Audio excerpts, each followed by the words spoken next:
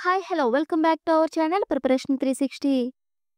ఈ వీడియోలో AP constable mains exam రివిజన్‌లో భాగంగా ఇది డే 6 వీడియో అనమాట.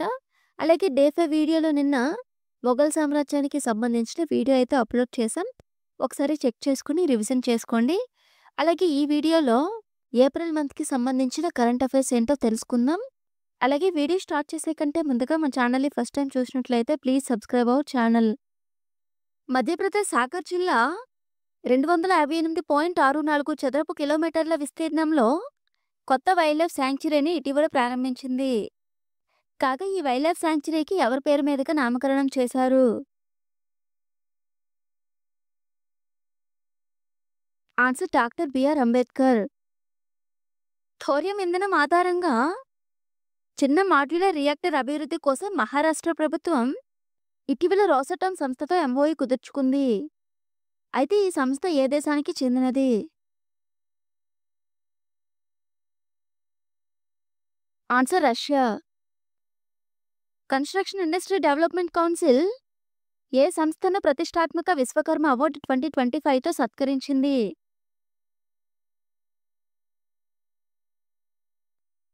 Answer AIIMS Vijayapur. 2035 ఫిఫా మహిళల ప్రపంచ కప్కు ఏ దేశం ఆతిథ్యం ఇవ్వనుంది?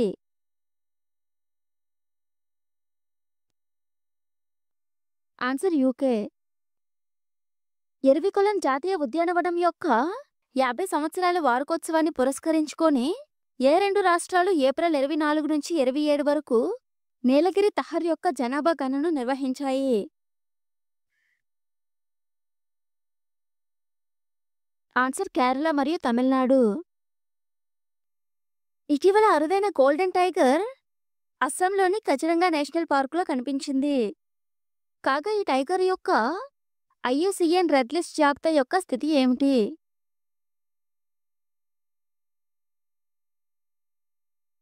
Answer endangered.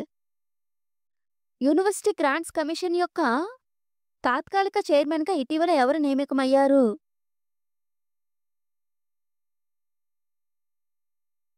Answer Vineet Joshi. భద్రత మరియు సామర్థ్యాన్ని పెంచే లక్ష్యంతో కవచ్ 5.0ను ఏ నగరంలో ప్రారంభించనున్నట్లు కేంద్ర రైల్వే శాఖ మంత్రి అశ్విన్ వైష్ణవ్ ఇటీవల ప్రకటించారు? ఆన్సర్ ముంబై. సెప్టెంబర్ 1, 2024 మరియు 31 ఆగస్టు 2027 కాలానికి ఏర్పాటు చేయబడిన 23వ లా కమిషన్ చైర్మన్గా ఎవరు నియమితమయ్యారు?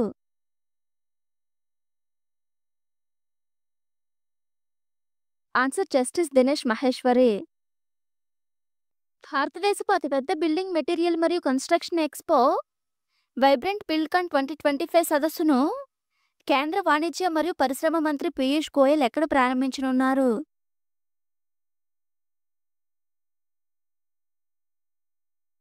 ఆన్సర్ న్యూఢిల్లీ. మన ఛానల్లో ఏపీ కానిస్టేబుల్ మెయిన్స్ ఎగ్జామ్ రివిజన్లో భాగంగా 30 డేస్ ఛాలెంజ్ వీడియోస్ అయితే చేస్తున్నాం కదా. ఈ వీడియోస్ అన్నీ కూడా మన ఛానల్లో ప్లేలిస్ట్కి వెళ్తే అక్కడ AP constable mains exam revision అని ఉంటుంది. అక్కడ క్లిక్ చేస్తే వీడియోస్ అన్నీ కూడా ఉంటాయి. అలాగే మీరు అన్ని వీడియోస్ చూసి చక్కగా రివిజన్ అయితే చేసుకోవచ్చు. ఇటీవల జీఐ ట్యాగ్ లభించిన అక్సోమియా గహన ఏ ఈశాన్య రాష్ట్రానికి చెందిన సాంప్రదాయ ఆభరణం?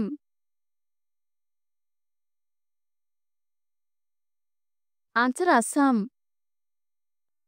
ఇటీవల automotive industry pouring India's participation in global value chains అనే నివేదికను ఏ సంస్థ మంత్రిత్వ శాఖ విడుదల చేసింది?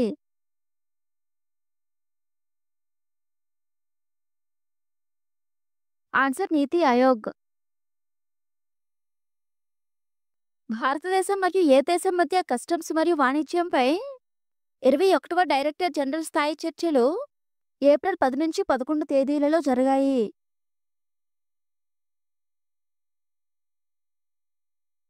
ఆన్సర్ నేపాల్.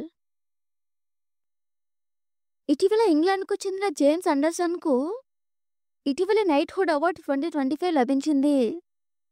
అయితే జేమ్స్ అండర్సన్ ఏ ఆటతో సంబంధం కలిగి ఉంది?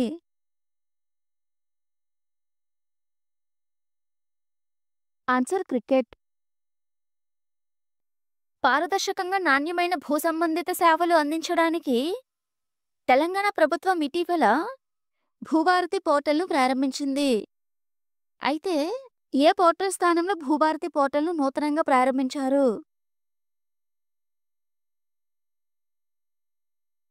Answer Dharani portal. ఇటీవల విస్ఫోటనం చెందిన మౌంట్ స్పర్ అగ్నిపర్వతం ఏ దేశంలో ఉంది? Answer America. Bohag Bihu 2025 festival ఇటీవల ఏ రాష్ట్రంలో జరిగింది?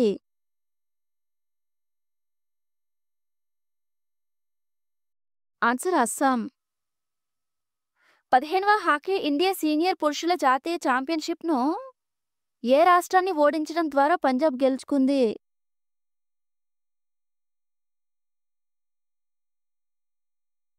ఆన్సర్ మధ్యప్రదేశ్. మేఘాలయ రాష్ట్రంలోని ఏ ఉత్పత్తికి ఇటీవల జీఐ ట్యాగ్ లభించింది?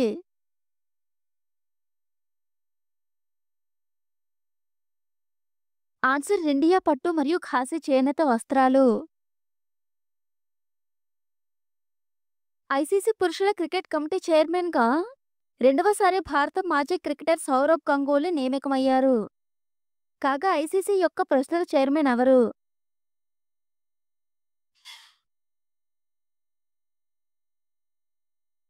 ఆన్సర్ ఎన్ శ్రీనివాసన్.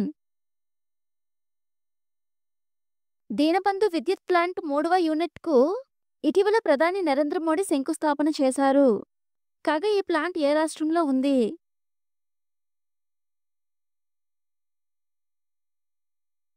ఆన్సర్ హర్యానా. రాష్ట్రపతి ద్రౌపది ముర్ము ఇటీవల ఏ 2 యూరోపియన్ దేశాలను సందర్శించారు?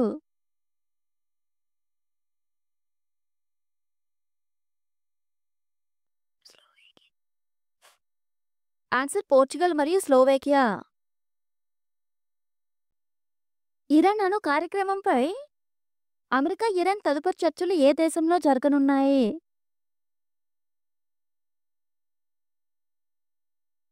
Answer Italy. క్రైమ్స్ జరిగినప్పుడు వాటిని డ్రోన్స్‌తో నిఘా చేసేందుకు ఏ రాష్ట్రం ఇటీవల జీపీ ట్రస్టీ అనే ప్రాజెక్టును ప్రారంభించింది? ఆన్సర్ గుజరాత్. సుప్రీంకోర్టు ప్రస్తుత సీజేఐ జస్టిస్ సంజీవ్ ఖన్నా పదవీకాలం మే 13, 2025న ముగియనుంది. కాగా తదుపరి సీజేఐగా ఎవరు నియామకం కానున్నారు?